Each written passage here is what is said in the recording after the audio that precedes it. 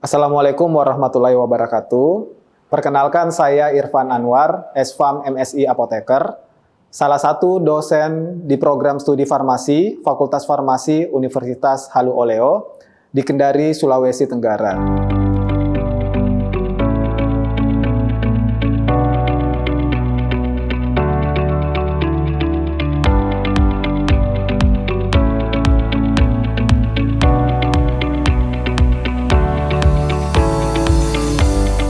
Saya salah satu dosen di kelompok keilmuan, yaitu biologi farmasi, sehingga saya mengampu beberapa mata kuliah, antara lain biologi sel dan molekuler, biologi kimia, biokimia farmasi, mikrobiologi dan parasitologi, kultur jaringan dan biosintesis, dan bioteknologi farmasi. Pada kesempatan kali ini, saya akan menggambarkan video mengenai pendidikan dan pengajaran terkait mata kuliah bioteknologi farmasi. Mata kuliah bioteknologi farmasi ini terdiri dari 2 dosen dan berbobot 2 SKS. Capaian pembelajaran lulusan atau CPL program studi yang dibebankan pada mata kuliah ini mencakup 4 CPL. Yang pertama adalah CPL nomor 1, yang dimana menunjukkan sikap bertanggung jawab atas pekerjaan di bidang keahliannya secara mandiri. CPL nomor 2 menerapkan teori, prinsip, metode, serta aplikasi dari ilmu biomedik, biologi, anatomi, fisiologi, patofisiologi, mikrobiologi, imunologi, biokimia, bioteknologi, dan farmakologi. CPL nomor 3 mampu mengkaji implementasi pengembangan atau implementasi ilmu pengetahuan teknologi di bidang farmasi yang memperhatikan dan menerapkan nilai humaniora sesuai dengan keahliannya berdasarkan kaidah, tata cara, dan etika ilmiah dalam rangka menghasilkan solusi, gagasan, desain, atau kritik. Dan CPL yang nomor 4 mampu melakukan prosedur farmaseutik atau klinis dengan menerapkan prinsip-prinsip dalam pedoman pembuatan, produksi, pengadaan, penyimpanan, pengelolaan, pendistribusian atau penyaluran, penelitian dan pengembangan, serta pelayanan kefarmasian untuk menjamin mutu, khasiat, keamanan, akses, ketersediaan, serta kecukupan pada tingkat perorangan maupun masyarakat. Mata kuliah bioteknologi farmasi ini memiliki 4 capaian pembelajaran mata kuliah atau CPMK. Dengan harapan setelah mahasiswa mempelajari mata kuliah ini, mahasiswa mampu yang pertama menjelaskan sejarah perkembangan bioteknologi dari masa ke masa, menjelaskan ruang lingkup prinsip bioteknologi serta kebijakan yang ada pada pengembangan ilmu bioteknologi. Yang kedua, menganalisis teknik isolasi dan purifikasi protein, DNA rekombinan, prinsip modifikasi dari bahan genetik, serta dasar dari rekayasa genetik. Yang ketiga, mampu menyusun strategi dalam pengklonan gen, perancangan antibodi monoklonal, dan perancangan vaksin. Yang keempat, mampu menganalisis penggunaan terapi gen dan teknik rekayasa proses dalam bidang kesehatan, khususnya di bidang farmasi. Dari keempat CPMK tersebut, dibuat 12 sub CPMK yang masing-masing sesuai dengan materi yang diajarkan. Deskripsi dari mata kuliah ini yaitu menyajikan materi meliputi sejarah dan ruang lingkup bioteknologi, perkembangan bioteknologi konvensional dan modern, kelembagaan nasional dan global dalam pengembangan pengelolaan sumber daya genetik dan kebijakannya, isolasi dan purifikasi protein, DNA rekombinan, prinsip modifikasi bahan genetik, dasar-dasar rekayasa genetik, prinsip pengklonan gen, bahan diagnostik seperti antibodi monoklonal, strategi perakitan vaksin DNA melalui reverse genetik, dan rekombinan vaksin, terapi gen, dan dasar-dasar rekayasa proses. Mata kuliah ini juga dilengkapi dengan case method dan pembahasan artikel ilmiah. Metode perkuliahan yang kami gunakan dalam perkuliahan ini yang pertama adalah metode ceramah. Dengan harapan mahasiswa mampu memahami dan memperoleh wawasan terkait mata kuliah bioteknologi farmasi. Metode yang kedua adalah metode diskusi, yang dapat menumbuhkan dan mengembangkan pola pikir mahasiswa terkait dengan apa yang diajarkan melalui diskusi kelompok. Dan metode yang ketiga adalah metode tanya-jawab.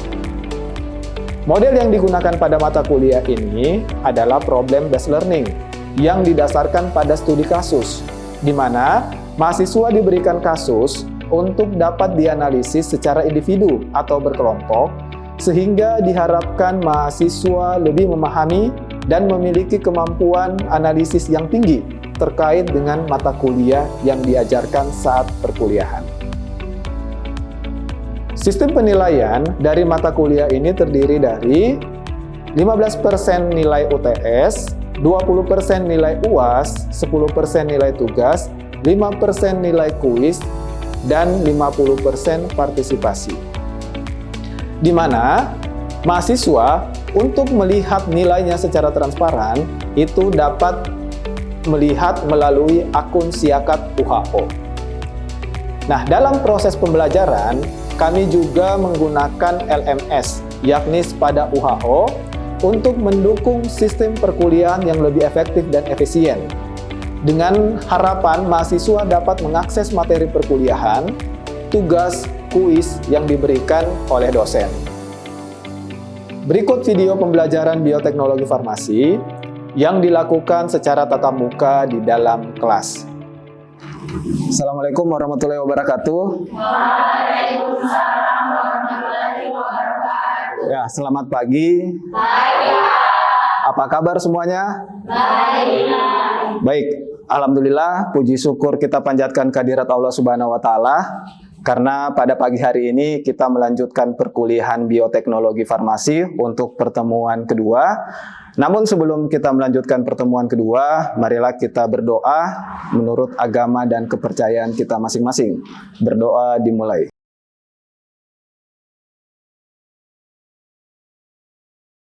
Berdoa selesai.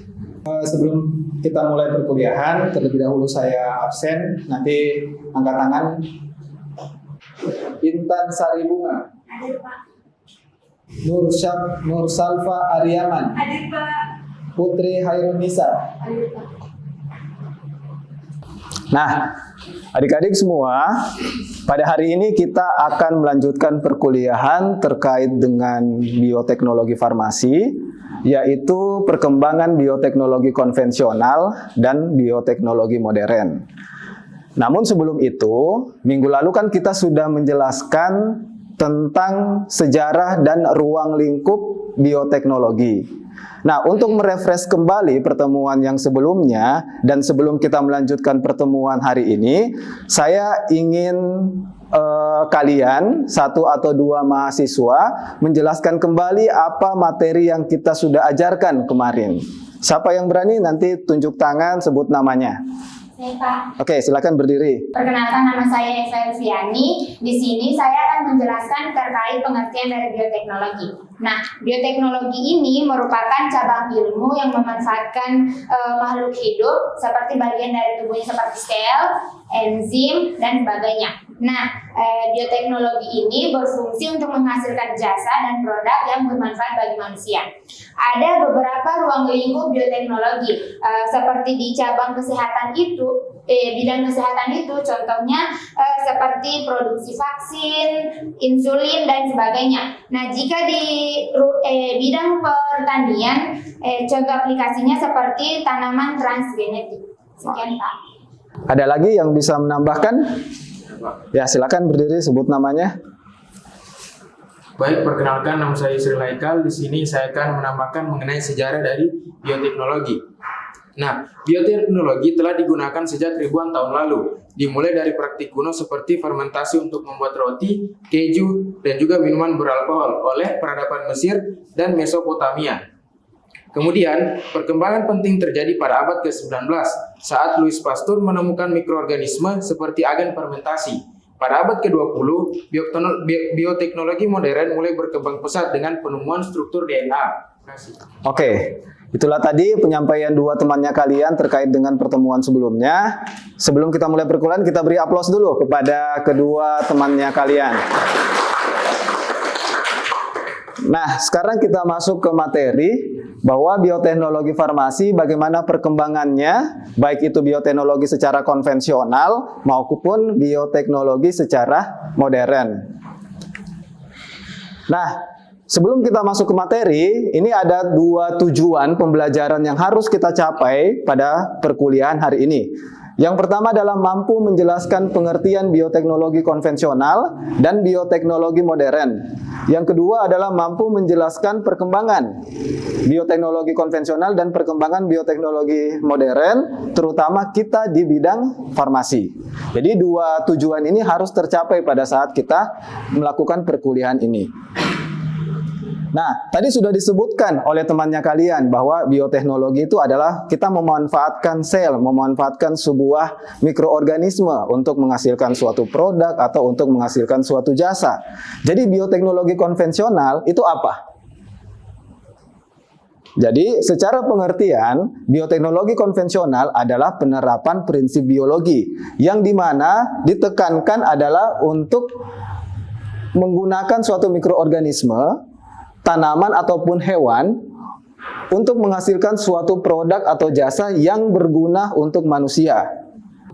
Nah, ciri-ciri dari bioteknologi konvensional tadi disebutkan bahwa sejarah bioteknologi konvensional itu sudah dari dulu, sebelum Masehi sudah ada.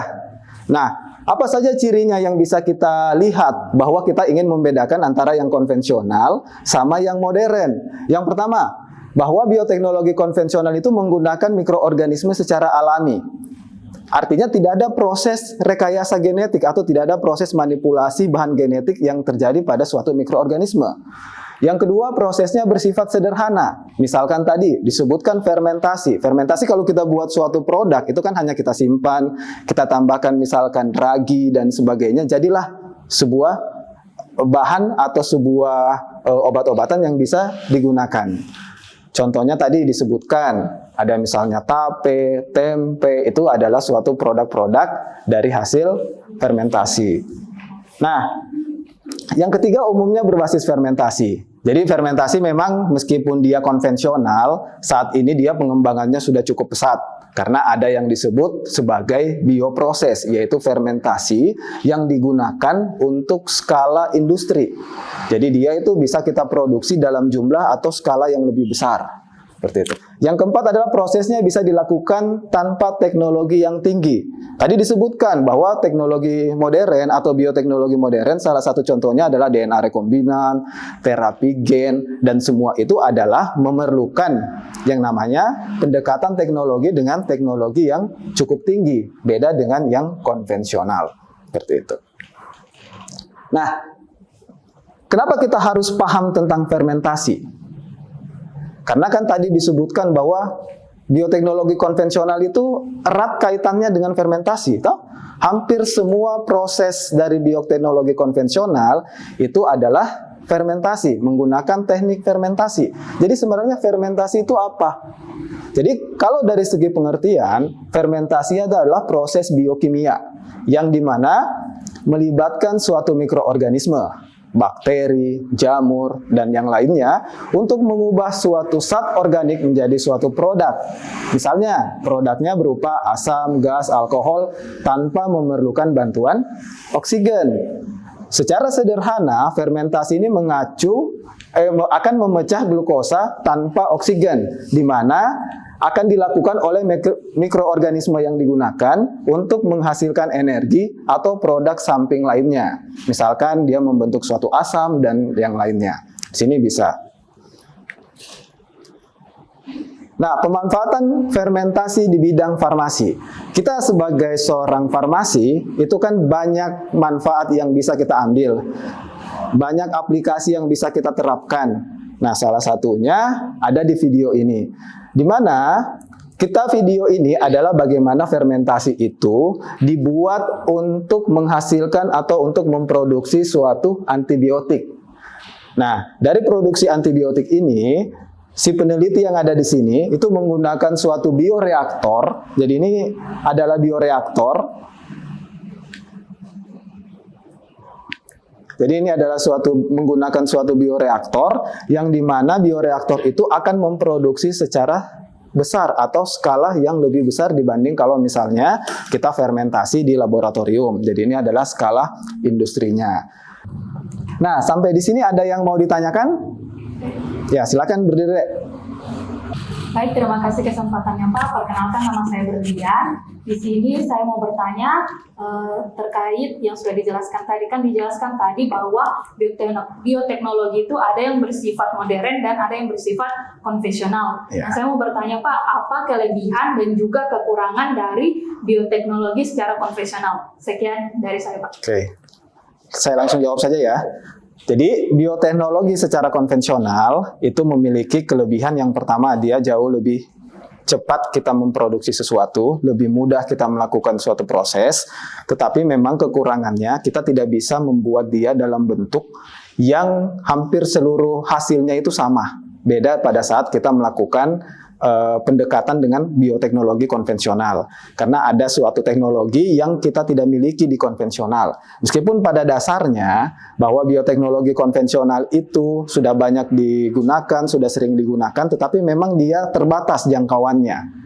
Ada lagi yang mau ditanyakan? Silakan. Iya, silakan Dek.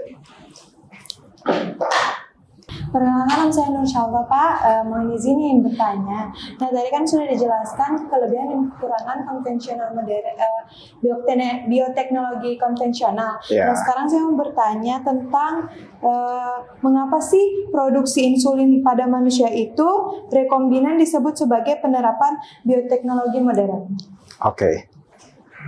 Oke, jadi ditanyakan tentang bioteknologi modern. Jadi sebelum saya jawab pertanyaannya temannya kalian, di sini kita masuk dulu. Apa itu bioteknologi modern? Ya, apa itu bioteknologi modern?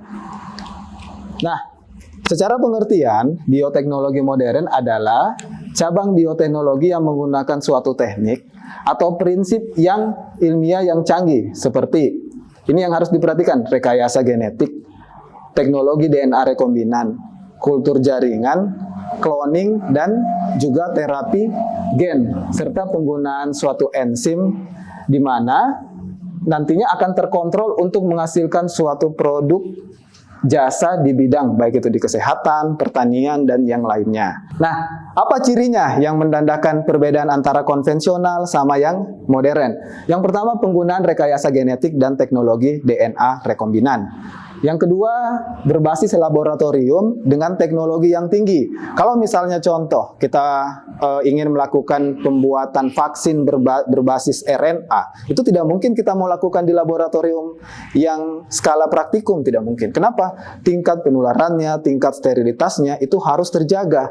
Supaya pada saat kita memproduksi vaksin, itu bisa memang sesuai dengan koridor atau tatanan yang sudah diatur terkait dengan proses pembuatan vaksin. Apalagi vaksin yang berbasis materi genetik mRNA, seperti itu. Terus yang ketiga adalah digunakan dalam memproduksi suatu vaksin, pengobatan terapi gen, dan juga bagaimana caranya kita mendeteksi awal suatu penyakit yang berkaitan dengan penyakit-penyakit bawaan dari suatu genetik.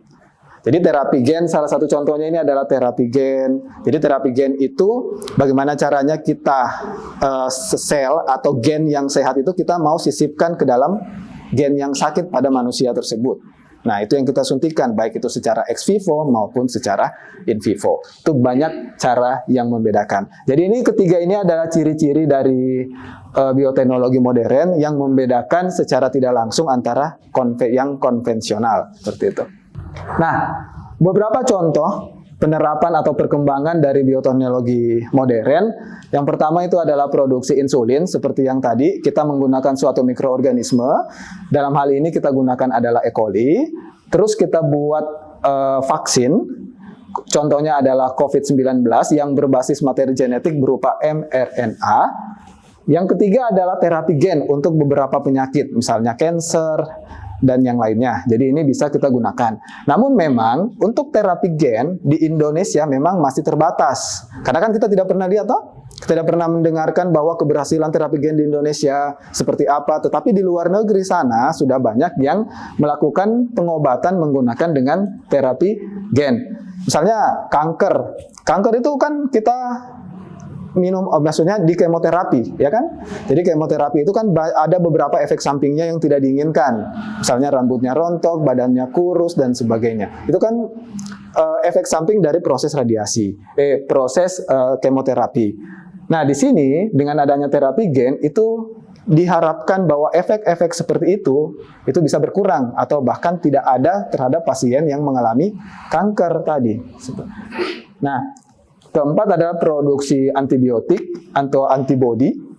Yang kelima adalah teknik mengedit gen penyebab suatu penyakit yang biasa kita sebut adalah teknik CRISPR. Seperti itu. Nah, ini adalah contoh video yang menggambarkan bagaimana pembentukan insulin terhadap manusia ini dengan bantuan mikroorganisme tadi. Jadi di sini video ini sama-sama kita simak. Nanti ada beberapa hal yang perlu kita perhatikan di dalam video ini.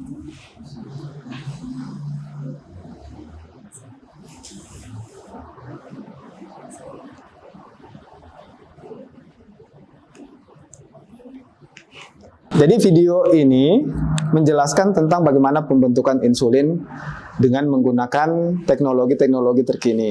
Jadi tahapan-tahapannya seperti itu, transformasi gen, masuk ke dalam plasmid, itu adalah tahapan-tahapan pada saat kita ingin melakukan suatu modifikasi untuk menghasilkan suatu produk insulin. Seperti itu. Nah, sebelum kita akhiri perkuliahan, ini ada 2 kasus yang nantinya kita akan buat sesi kelompok. Jadi saya minta sekitar satu kelompok itu terdiri dari 4 orang sampai 5 orang, itu nanti atur posisi, nanti kita akan membahas kasus-kasus yang ada di atas. Sehingga nantinya sebentar saya akan panggil 1 sampai 2 kelompok untuk menjelaskan apa hasil diskusi dari kasus tersebut. Silakan dirapikan dulu kursinya.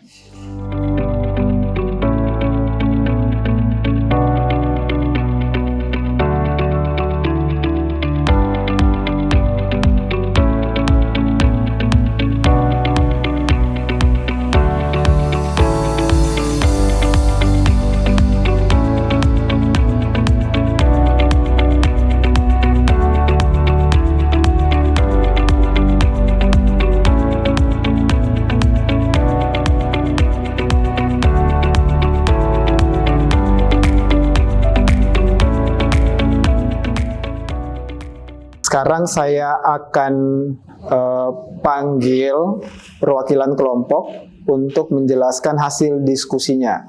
Jadi mulai dari kelompok 1. Oke, kelompok 1. Silakan maju deh. Baik, perkenalkan nama saya Stefani dengan NIM O1A1241179. Di sini saya akan menjelaskan hasil diskusi kami kelompok 1 terkait pertanyaan mengapa sih produksi penisilin termasuk dalam bioteknologi konvensional. Nah, jawaban dari kelompok kami itu karena penisilin diproduksi menggunakan mikroorganisme alami yaitu Penicillium notatum melalui proses fermentasi tanpa rekayasa genetika. Nah, proses ini dilakukan sebelum era DNA rekombinan dan menggunakan prinsip tradisional dalam skala industri. Itu dia dari kelompok kami. Sekian, terima kasih. Oke. Nah, selanjutnya kelompok 2. Oke, maju di sana. Ya, silakan maju. Oke, baik. Perkenalkan, nama saya Nusha Pariaman dengan NIM O1A1240031. Terima kasih Bapak atas kesempatan diberikan oleh kelompok 2. Nah, di mana saya di sini akan menjawab pertanyaan dari kasus 1. Di mana pertanyaan itu, apa peran mikroorganisme dalam produksi penisilin? Nah, jadi jawaban kami dari kelompok 2 adalah jamur Penicillium notatum menghasilkan senyawa antibiotik penisilin sebagai metabolit sekunder selama fermentasi. Nah, senyawa ini dapat membunuh atau menghambat pertumbuhan bakteri patogen. Nah, itu sekian dari kelompok kami. Terima kasih. Ya, itulah tadi jawaban dari kedua kelompok terkait dengan kasus 1. Beri aplaus buat temannya. Sebelum kita akhiri sesi perkuliahan pada hari ini, itu ada kuis yang akan kita isi di akun Spadanya masing-masing. Silakan login ke akun Spadanya, nanti dari situ akan ada kuis yang nantinya kalian bisa kerjakan. Waktunya pada saat kalian mengklik mulai itu langsung aktif. Jadi silakan dibuka akun Spadanya dan mengerjakan kuisnya.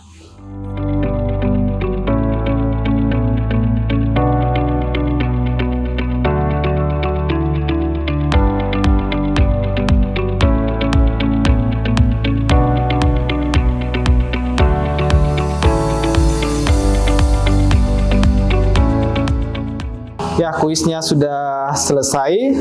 Dari jawaban yang kalian berikan, alhamdulillah semuanya lulus kuis yang diberikan pada hari ini. Tepuk tangan buat semuanya. Nah, jadi kesimpulan yang bisa kita ambil dari perkuliahan hari ini, yang pertama adalah dalam bidang farmasi, bioteknologi konvensional itu berperan penting dalam perkembangan terutama produksi antibiotik alami, seperti tadi contohnya adalah penisilin, vaksin tradisional, serta pemanfaatan mikroorganisme dalam membantu memproduksi suatu senyawa obat, atau dalam hal ini adalah senyawa metabolit sekunder.